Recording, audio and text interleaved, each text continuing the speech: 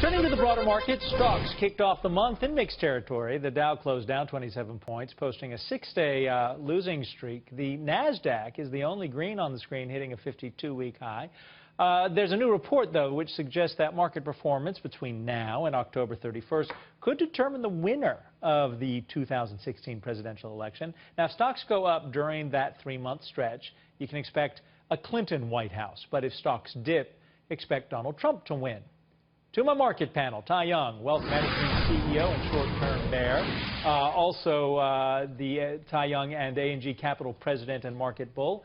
Hilary Kramer joining me now. Hilary, I'm going to start with you.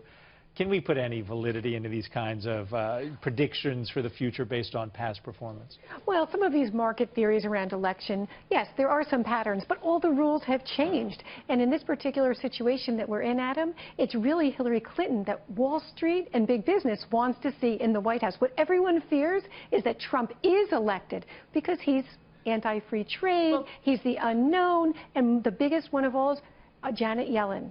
Yeah. Okay, Trump said he'll fire Janet Yellen. Everyone loves easy money, and the party can continue if Hillary Clinton is in the White House. Tai, what do you think of what Hillary just said? Because Hillary Clinton has received a lot of money from Wall Street, and we haven't seen any of the transcripts from the speeches. But does Wall Street really want a Hillary Clinton victory? I can understand Wall Street wanting stocks to go up, but do they really want her in the White House?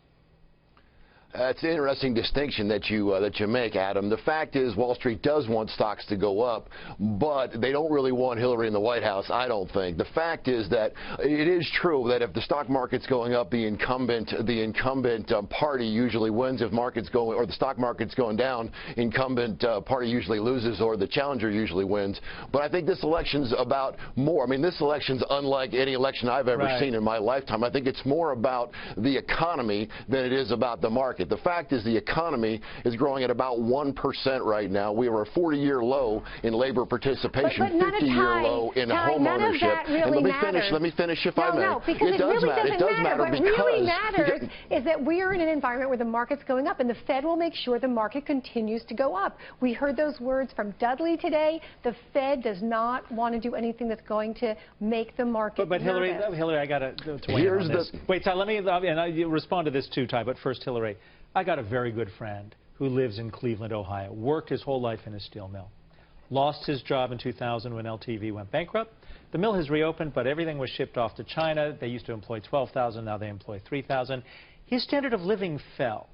He doesn't care if the stock market goes up. His standard of living fell. And Hillary Clinton, with stocks going up whatever, doesn't address that issue for him, does she? But he and his family may need the kind of entitlements that the Democrats represent. And the way they talk in terms of the populism is very important. So even though Donald Trump has impressed many of the middle America white men who aren't doing as well, in reality, he is about elitism. And we are going to see very soon his tax returns, and that's going to change everything. Tai, I'm going to give you the last word on this one.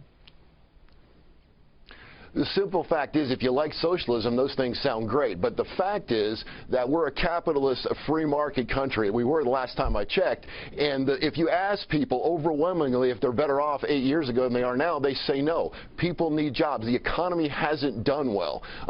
This president is the first president since Hoover that hasn't had a 3% growth rate in GDP during his whole administration. So what people want are jobs. They want employment. And the way that you get that is change. What we have right now isn't going to work. If you elect Hillary Clinton, you're electing 4 more years of the exact same policy. What we need is growth. What we need is change. You're shaking your head, but I got to give him the last word. I'm a man of my word. So, Tai Young, Hilary Kramer, thank you very much for joining us.